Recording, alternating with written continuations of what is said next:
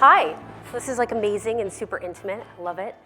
I'm Katie Linendoll, and in the next 15 minutes, I'm gonna share with you some of the innovations in technology and the people behind them that have really moved and inspired me over the last few years.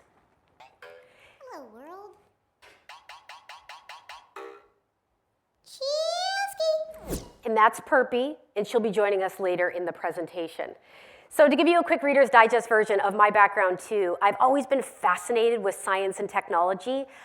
Before I graduated high school, I had my networking certs, and then I went on to the Rochester Institute of Technology to earn a degree in IT New Media. And since then, I guess I always say I've just been nerding since. And currently, I host a tech gaming and comics show on Spike TV, and I also contribute weekly tech segments to CNN.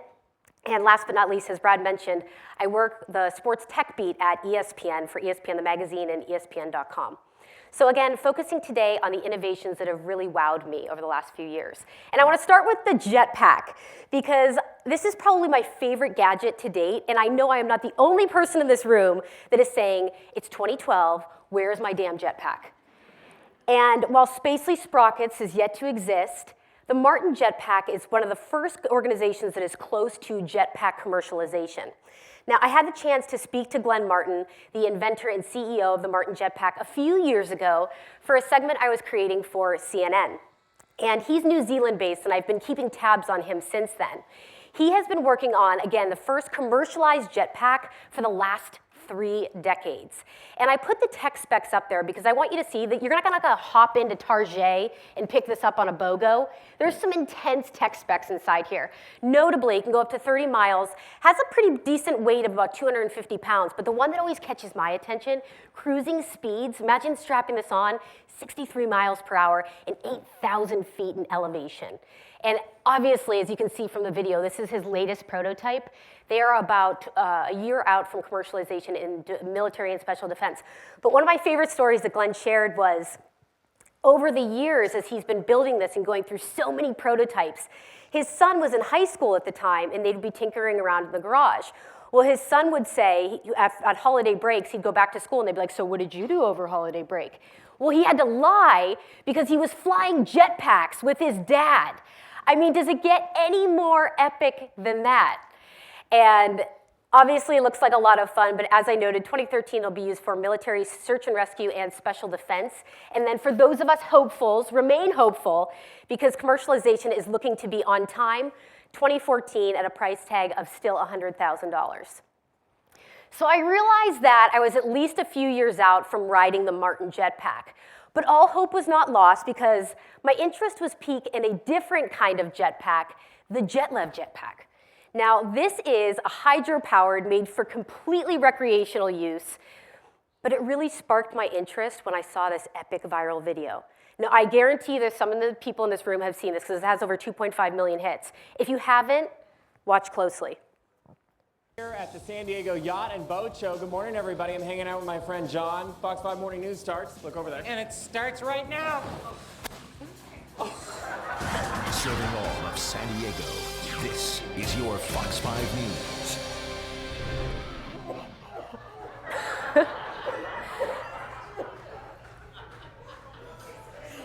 Oh my gosh! What is that? What is that? What is that? Can someone please tell me what's going on?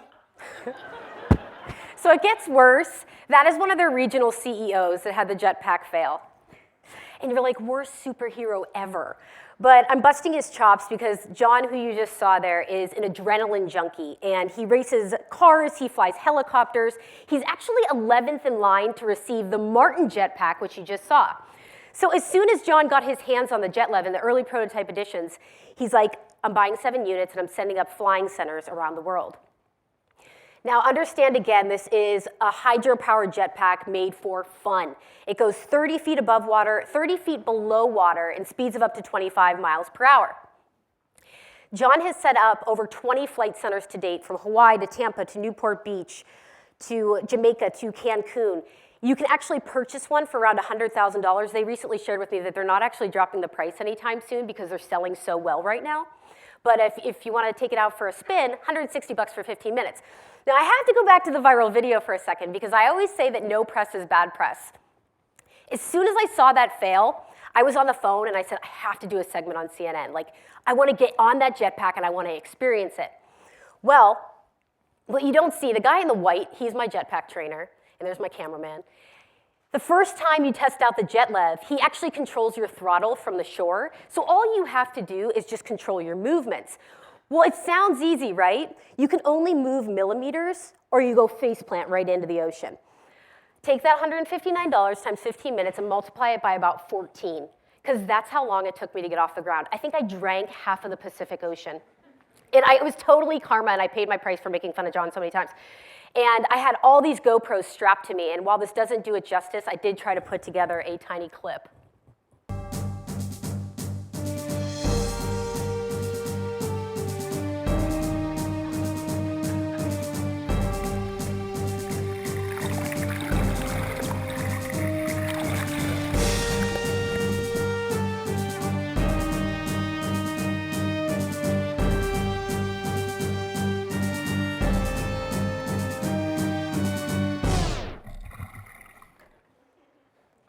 And the worst part about it was, so the camera guy that I hired for the day, we ended up doing this segment on CNN, and it went well.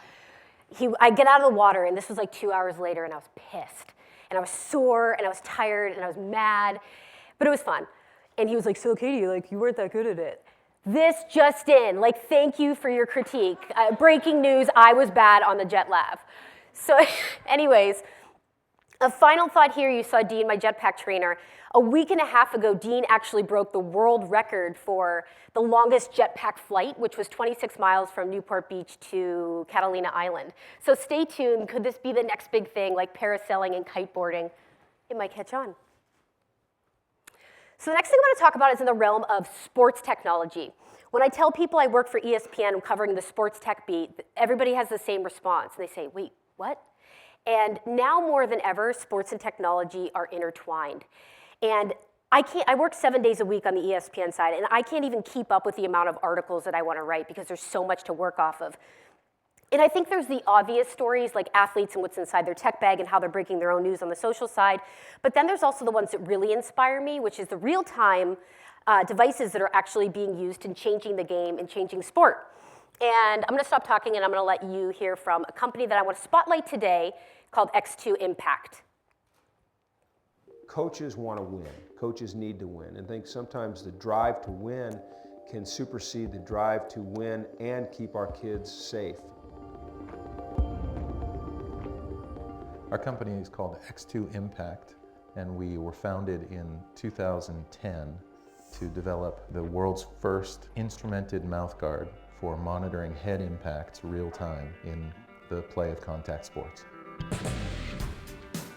My son Kyle was playing high school football and was carrying the ball on a running play and was upended by the middle linebacker, knocked unconscious for almost a minute on the field. He went through a rough time for the next few months after that hit and suffered some rather significant cognitive decline in his schoolwork and everything else.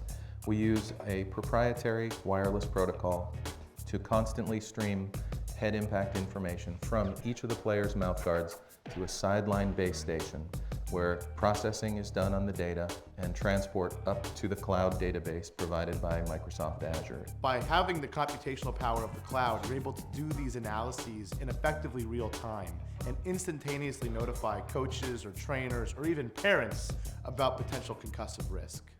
Access to the information that this technology provides will take the decision-making out of the coach's hands. When a hit registers at a certain threshold, a coach will have no decision to make. He will automatically have to remove his player from the game for further evaluation. Now, I was pretty inspired by this technology because if you're a football fan, you know that there is a spotlight now more than ever on head injuries and notably concussions. Concussions go unrecognized and they go unmanaged. So as you saw, X2 has trying to alleviate head injuries. It is a standard boil and bite mouth guard, but it works at every single level. So it's grade school, high school, collegiate, professional. Anyone that's wearing this mouth guard, it is going to track their hits in real time. So say, for example, you have a son on the field. He gets hit with really high impact. That data is streamed right to the cloud. That's going to be streamed right down to the clinician or the physician's iPad, and it's going to say, you know what, you might want to pull them out of the game. Now we have data, and the data doesn't lie. While this is a year out from retail availability, it has been tested at the collegiate level, notably at the University of Washington, Notre Dame, and also Stanford. Stanford has actually been using this for their women's sports, field hockey and lacrosse as well. And I think why I was so fascinated with this one was it wasn't Rydell creating it, it wasn't the NFL. This was a father that took matters into his own hands and saw a void. And you saw Jim Mora up there, he's a former Seahawks coach and also now currently the coach of UCLA. When you have somebody investing, an early investor, and also backing this kind of product, it's pretty amazing. And just some updates with X2. While their mouth guards are, again, a year out from retail, just about a week and a half ago, the NFL did sign a contract with them for their concussion management software. So pretty amazing. All right, so I've spotlighted, and I've missed a slide. Sorry, this always happens. So I think here I just want to quickly talk about, too, the numbers in the data, because we always say numbers never lie. 3.8 billion sports brain injuries a year. And again, going back to the fact that concussions go unreported and unrecognized. It is a serious problem. So I've talked about some very high-level technologies, and I want to talk about some of the smaller projects that can be incredibly laborious and incredibly hard to accomplish. For example, making of an app. And we saw Perpy a little earlier in the presentation. I'm going to allow her to now take the stage.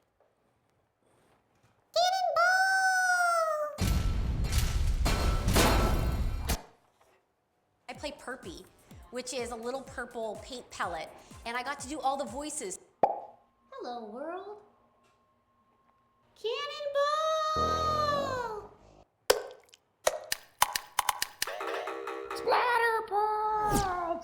So that was Splatterpult making its Spike TV debut. You know, I am fascinated that to date we have over 700,000 apps on the iOS side alone.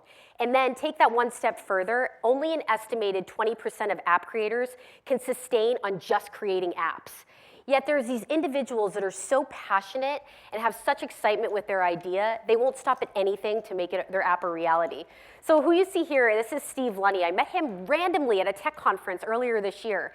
And he came up and he approached me, he said, can you give me some advice on this app that I'm working on, Splatterpult, which at that point was at a very rough stage.